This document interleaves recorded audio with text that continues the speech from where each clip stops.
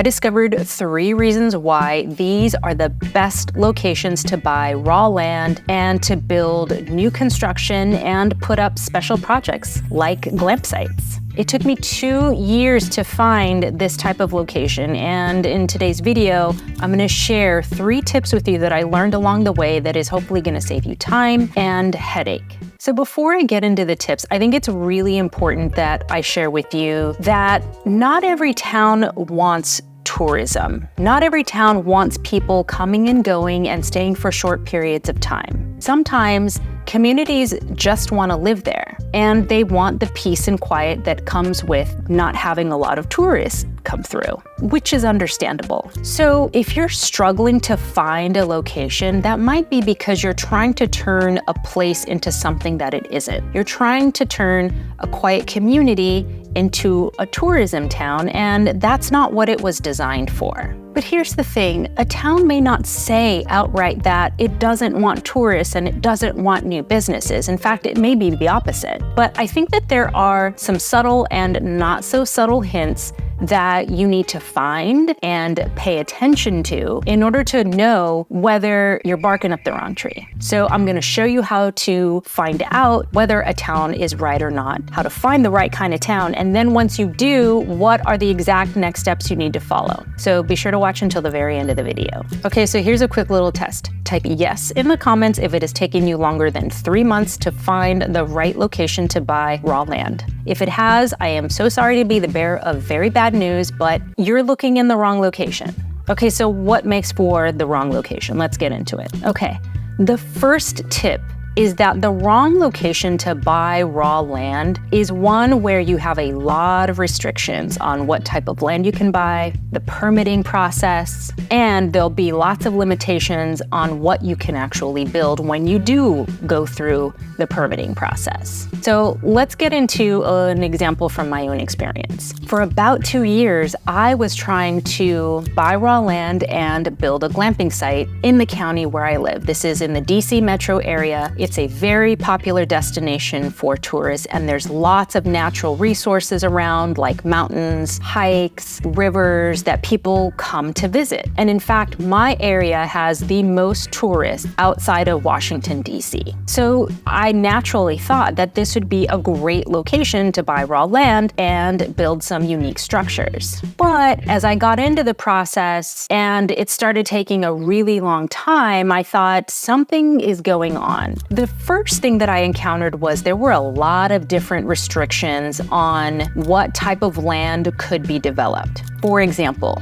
you cannot put any development on land that is steeper than 25% grade, right? So if this is like a 90-degree angle and this is like 45 degrees, 25 degrees is like that, which, you know, is steep, but in my opinion, not too steep. And if you remember what I just said a second ago, a lot of the land here is mountainous. So if you have restrictions on being able to build on greater than 25% grade, guess what that means? A lot of the raw land that's available, you can't even build on. So that was the first legal barrier that I came up against that made it really hard to find land, because a lot of the land here just isn't flat enough. The second legal barrier that I came up against was just how lengthy the permitting process would be to build what I wanted to build. So in order to build multiple structures, multiple buildings on a single piece of land, that would require what's called a special use permit. And in my county, that special use permitting process would take at least 6 months. And even if I were to go through it successfully, at the end of it, the county could just veto it and say, we don't want this type of business here, so you're not approved. And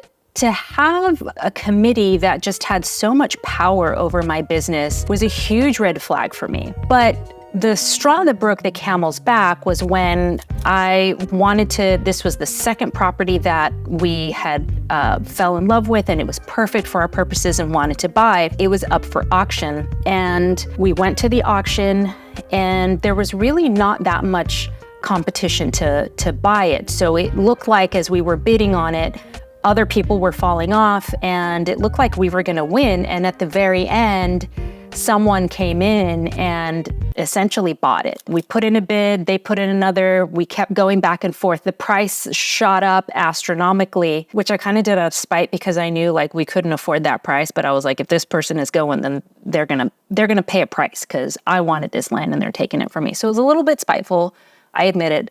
But still let you wait for $175, Renee. You bought it for $175. I was bidding over here. Hey, you don't have to raise your own bid, baby. You got to pay attention. come to find out that the person who ultimately won the property was a conservationist, and they had heard about our plans and they didn't want that in their community. So they effectively just used their money to prevent us from building the business that we wanted to build. And ultimately, that was just the final straw for me. There were so many signs that this county wasn't going to work, that it wasn't right, that I thought, you know what I'm trying to do, what we are trying to do is we're trying to create this vacation market in a place that really doesn't want it. So let me look elsewhere. And I had mentioned my plans to someone and they suggested a local lake. And I had heard of it, but hadn't looked into it in the past. But now that I was at this place where it was like I was starting over from zero, I looked into it. And what I found shocked me, even though it really shouldn't have.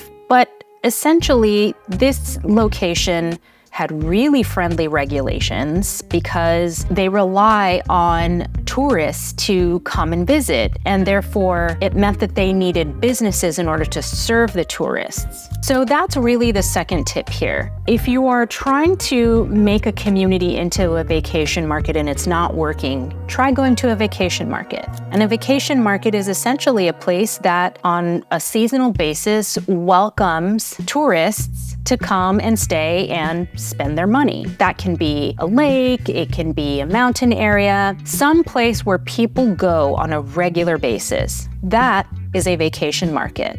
And you probably have lots of them in your surrounding area within a couple of hours. Now, I know that a lot of the wisdom around buying raw land and building unique structures says to go to areas that are close to national parks. So a vacation market is different from a national park area because a lot of times national parks are located in or close by really remote and small towns. And if that's the case, it may not be a vacation market. On the other hand, a true vacation market depends on tourists to come and visit to keep their economy afloat. And they do that by making it easy for businesses to start and serve the local tourists. And a lot of times, vacation markets have friendlier regulations for short-term rentals, and they have quick and efficient permitting processes for new construction. I've actually thought about developing a state-by-state list of local vacation markets that have friendly regulations for short-term rentals, as well as buying land and new construction. So if that's something that you would like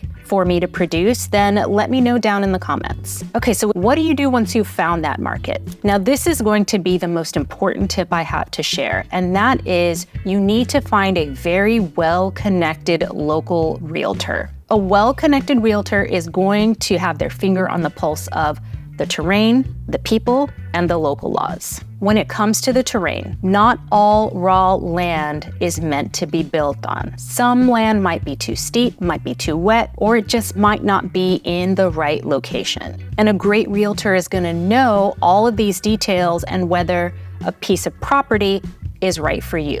And here's the other thing.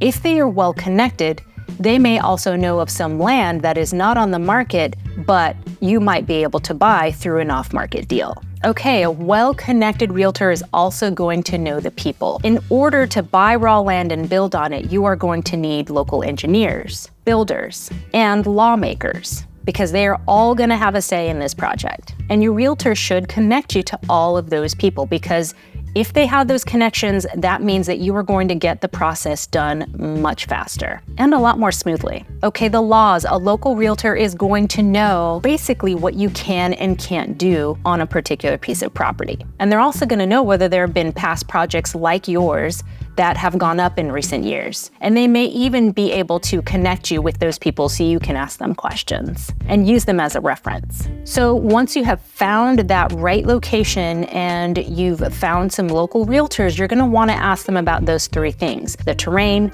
the people, as well as the local laws. So here's a little bonus. Run a Google search on local lakes. Bonus if these lakes are also near a mountain or hiking trails. Look at those counties' regulations to see whether or not they are friendly. And in this video here, I'm going to show you exactly how to research laws and regulations, so be sure to check it out. You can also consult with me to run this analysis for you, and my contact information is in the description box below, along with all of my links that is going to help you in your quest to buy land and run an amazing glamping site. Thank you so much for watching today's video. Bye-bye.